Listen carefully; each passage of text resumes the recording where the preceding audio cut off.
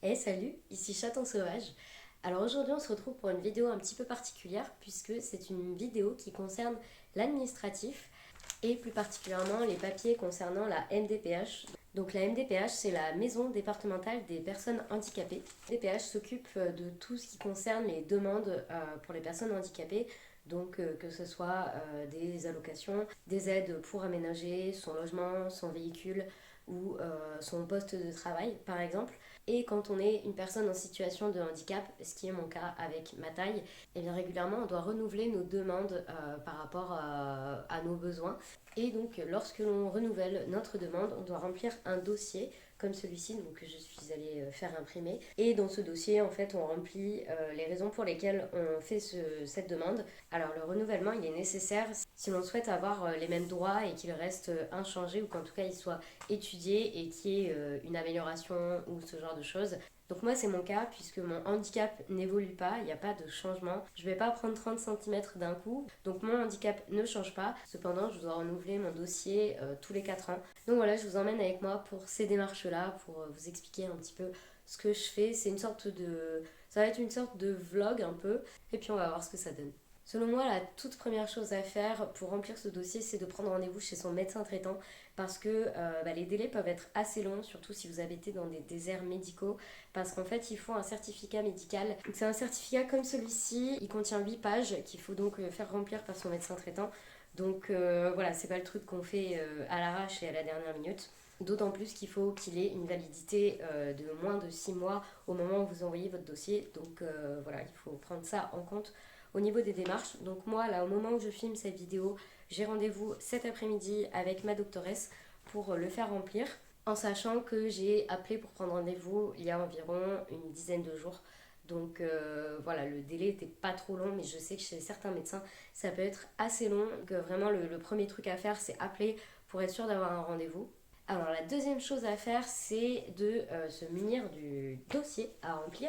Alors là, je l'ai fait imprimer. J'ai le buraliste qui est pas très loin de chez moi parce que clairement la MDPH la plus proche est pas toute proche. Et en plus de ça, je trouve que quand on leur demande le dossier en main propre, on dirait qu'on leur demande un rein en fait. Donc voilà, je l'avais fait avec ma femme en 2020 quand j'avais dû le remplir et donc il y a 4 ans de ça. Et clairement, nous avons envoyé dans les roses, donc j'avais eu le dossier, mais voilà, là je me suis dit que c'était plus simple de le faire imprimer. Bon, évidemment, du coup, ça coûte de l'argent parce que j'ai dû le faire imprimer chez le buraliste. Je n'avais pas d'imprimante. Donc voilà, en sachant il y a 20 pages. Ça, plus le certificat médical, plus les justificatifs à joindre. Donc ça, j'en parle un petit peu plus tard.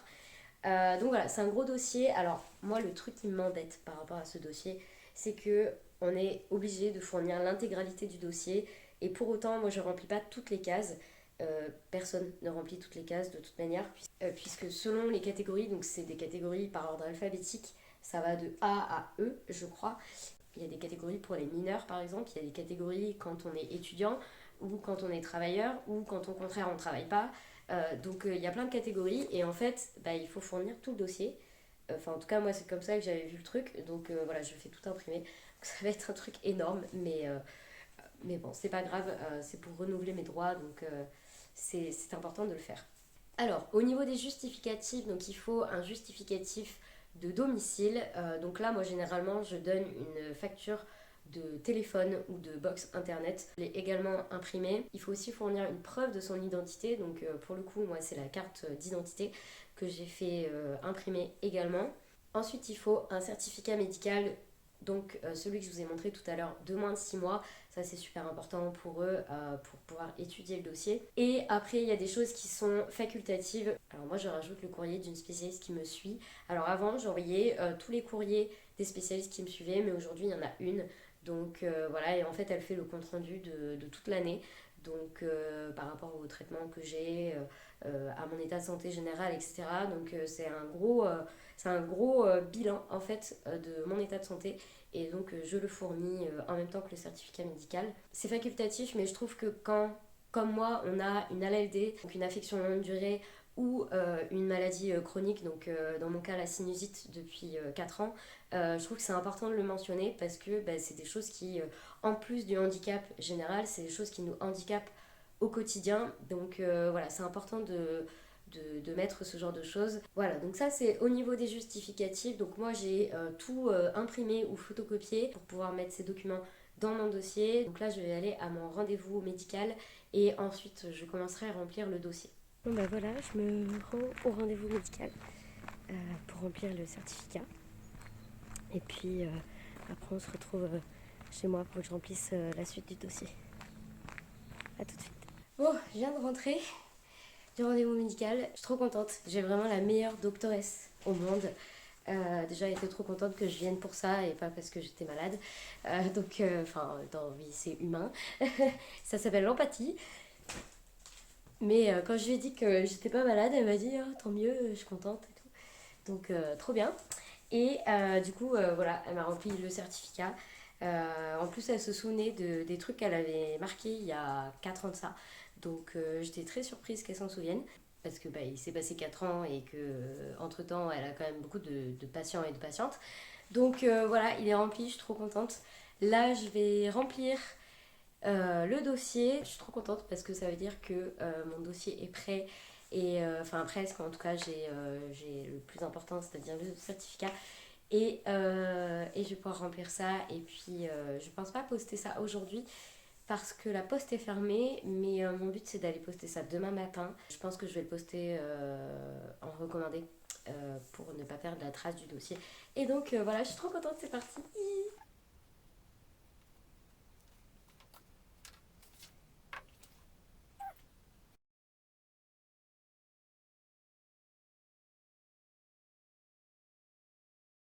Le dossier est prêt, je vais pouvoir aller poster. J'ai pris le soin de séparer tout avec des trombones pour que ça soit plus pratique pour les personnes qui vont étudier mon dossier. Je vais le mettre dans une enveloppe craft. Hop. Et voilà. Donc là, je vais aller à la poste pour pouvoir le poster en recommandé. Comme ça, je suis sûre que le dossier va arriver, que je saurai quand est-ce qu'il arrive. Et ça m'évitera de stresser en me disant que mon dossier est perdu. Parce que c'est quand même un dossier qui contient beaucoup d'informations personnelles. Et surtout qui a été long à remplir. Donc j'ai pas envie de le perdre et de devoir tout recommencer. Voilà, donc je vais emmener ça à la poste. Et puis on sera bon pour mon dossier. Bon bah voilà, je reviens du bureau de poste, j'ai posté le dossier en recommandé, comme ça j'aurai un suivi, je saurai quand est-ce que ça arrive. Ça me rassurera beaucoup de savoir à quel moment il arrivera là-bas. Comme ça je vais pas attendre dans le vent pendant plusieurs semaines sans savoir où il est. Au niveau de l'envoi, ça m'a coûté 9,81 €. Alors je m'attendais à payer assez cher pour un recommandé et en plus le dossier était pas mal lourd. Donc j'ai pas vu les grammages, mais en tout cas je savais que ça coûterait assez cher. Donc voilà, un peu moins de 10 €. Mais ça me rassure de savoir que c'est parti en recommandé, donc c'est le plus important. Je suis vraiment soulagée, je pense que vous n'imaginez pas à quel point. C'est un dossier qui est vraiment super important quand on est une personne handicapée ou en tout cas avec un handicap reconnu, parce que malheureusement aujourd'hui il y a encore beaucoup de handicaps, notamment invisibles, qui ne sont pas reconnus et dans ce cas-là les personnes peuvent pas avoir ce genre de droit. Donc voilà, je trouve ça, heureusement qu'il y a des associations qui travaillent là-dessus parce que c'est lamentable qu'aujourd'hui encore certains handicaps sont vraiment handicapants. C'est lamentable qu'ils soient toujours pas reconnus. Donc voilà, je suis soulagée d'avoir rempli tout ça, d'avoir ma doctoresse qui a vraiment été super cool et tout. Au niveau du délai d'attente pour le traitement de mon dossier, c'est environ de 3 à 4 mois. En tous les cas, mes droits se terminent au mois de juin 2024, donc j'ai encore le temps. C'est pour ça que j'ai fait les démarches au mois de février, comme ça j'ai un petit délai. Sur ce, je clôture ce vlog. J'espère que ça vous a plu, j'espère que ça vous a montré ce que c'était que l'administratif quand on est une personne avec un handicap. Je mettrai dans la barre d'infos des liens pour tout ce qui est groupe d'entraide Facebook par rapport à la MDPH, parce que j'ai vu en faisant mes recherches qu'il y en avait pas mal. Donc voilà, je vous mettrai quelques petits liens si ça vous intéresse. Et puis d'ici là, n'hésitez pas à mettre des j'aime. Et puis on se retrouve la semaine prochaine pour une nouvelle vidéo. C'était Chaton Sauvage.